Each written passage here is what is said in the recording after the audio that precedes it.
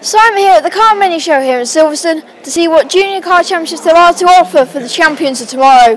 So let's go see who we can find. So I'm here with championship coordinator for the junior Fiestas, Julieann Bates. Now Julieann, this championship involves a Ford Fiesta. What sort of basic knowledge is there for any person to know about this Fiesta? Well, the Fiesta Junior, the Fiesta Championship was set up originally as a stepping stone into Fiesta Seniors. So the idea was a father and son team can come and race and share the same car. So the son can race in the morning and the dad can go out and race in the afternoon, share a car, but bring down the budgets massively. They're all standard Fiesta ST 2000 cars, about 168 brake horsepower. And that's about it really. We race at all the circuits across the country: Silverstone, Snetterton, Brands Hatch, Castlecombe, Rockingham, and it's just a great way for 14 to 17 year olds to get into racing without a massive budget. Now what sort of size grid did you have for the previous season? We started off this season with 8 drivers.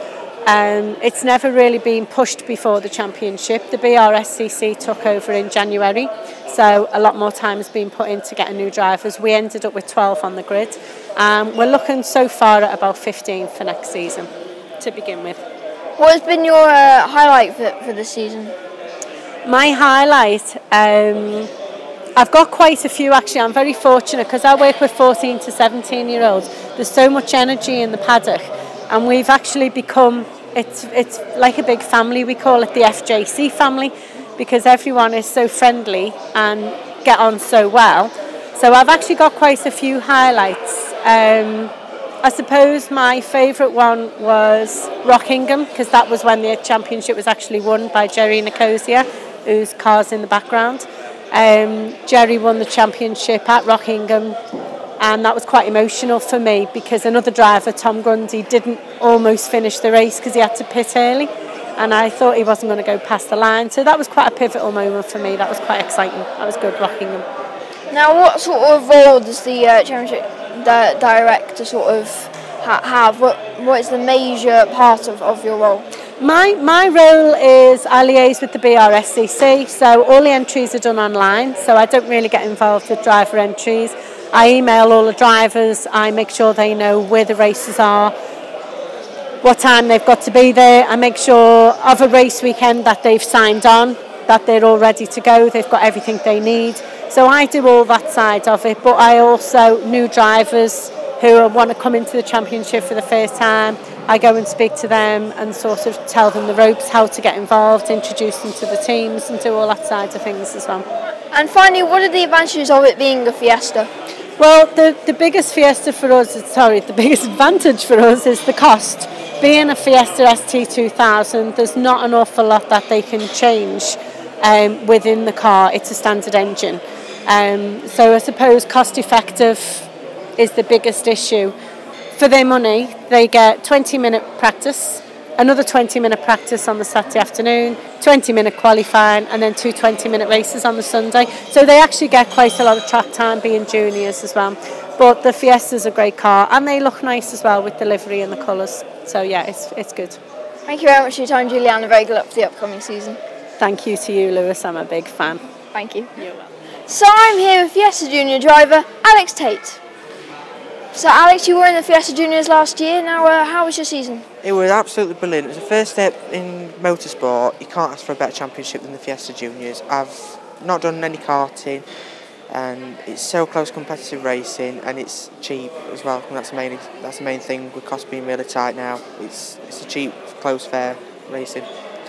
Do you come from a motorsport background? No, I'm the first person in our family to race. My dad used to be a mechanic, and that's about it. That's the only involvement we've got with cars. So if you don't come from a motorsport family, what sort of put you into actually getting into it, involved in all this sort of stuff? Well, when I was 9 years old, I went to Donington Park to watch the brick car, and there was a guy there called Chris Woodhouse, and he was racing Euroboss in an old Renyard Formula 1 car. And he had it there, and we kept walking around and just kept looking at it. And then on the second day, he was like, "Oh, do you want to come and sit in my race car?" And from there on, I was hooked. Now, what are your ambitions for the upcoming season? My ambitions for the upcoming season are just to basically try and complete a full season, try and try and improve and just make more progress. Okay, thank you very much for your time, Alex, and very good luck for the upcoming season. Thanks. So I'm here with Fiesta driver Jess King. So Jess, how was last season for you? It was really good actually. I had quite a rough start to the season, but towards the end it got a lot better and I got improved a lot more because it was my first season. But yeah, it was very good, thank you. Now you're the only female driver in the championship so far. How does it feel to be the only female in the championship? It feels good because it's like I'm the only one, but it's nice because everyone thinks that because it's with boys they'll be very like pushy towards it, but they're not. They all help, and yeah, it's good. I like it. Have you learned a lot this last season? Yeah, a lot, especially from my team and from the other drivers. It's just been a big learning curve, definitely. Now, what are your sort of aspects for next season? What are you looking for? Next year I'm going up to seniors because I'm too old for the juniors now, so I'd like to improve and hopefully get some podiums next year. That's my aim. What is your future plans, bear in mind, for the long-term future? I'm not sure at the minute. I'd like to obviously pursue in racing, but if that doesn't work, I'd like to be around the motorsport industry, definitely, yeah. Okay, thank you very much for your time, Jess, and very good luck for next season. Thanks. So I'm here with Ginetta Junior driver from last season, Ryan Hadfield. So Ryan, it doesn't look like you'll be driving next season, unfortunately, in the Ginettas. No, I'm too old to do next season, unfortunately. As much as I'd like to do juniors again, it's time for me to step into something with a little more power. Now, I guess there must have been lots of highlights from you from last season, but has there been a best one in particular?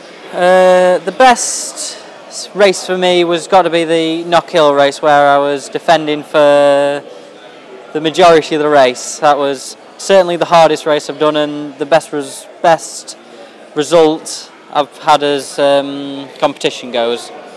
Now, with this junior, is this sort of in a car that's helped you progress in your racing driver career? Yeah, the juniors has certainly been a good stepping stone for me, and as it is for everyone else, it's a really tough little championship, and hopefully, well, we have seen lots of drivers move on to GP2, that kind of stuff, so hopefully I'll be able to follow in their footsteps. I said a few seconds ago you look to be stepping something a little bit more powerful. Is there any sort of car in mind you have in mind? Well, I'd love to drive a Porsche, but I haven't got the budget for that, so we'll see what we get over the winter. We'll see what sort of sponsorship we're able to get, and we'll go from there. Now, what is sort of like the biggest aspect of the junior which helps you during your season? Oh, the biggest aspect has got to be the spectators that are there. They do make the weekends for us. And we turn up and there's up to 60,000 people there, and you don't get a buzz like that anywhere else. Now, I guess does it affect you in any sort of way having the fans all watching you?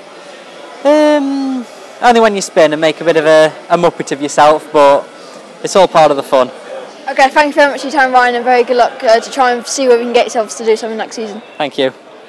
So I'm here sat inside a junior saloon car. Now, David, what can you tell me about this Citroen? Okay, well, you're sat in one of the junior saloon cars, as you say.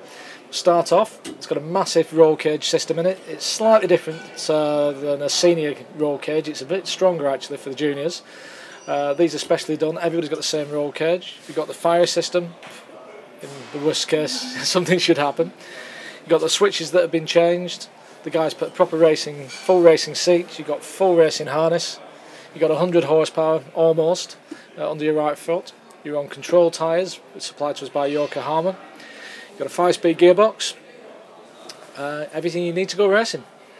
And finally, a thing with this car is drivers can't actually talk to any of their team while they're racing. Is there sort of like a learning part of that's why that's not involved? I think I'm right in saying this is actually a ruling that at national racing they can't run radios, pit-to-car radios. And really, we don't want to listen to the kids shouting away and screaming at us. No, they've got enough to do without us. The kids have been fantastic. They really, really do come on strong. I've just been amazed by how quickly they learn. You know, some of the kids have never even driven a car with gears. They've come out of karting, and they just take to it fantastically well. Okay, thank you, David, for touring me around this saloon car. No problem. Thank you, Lewis.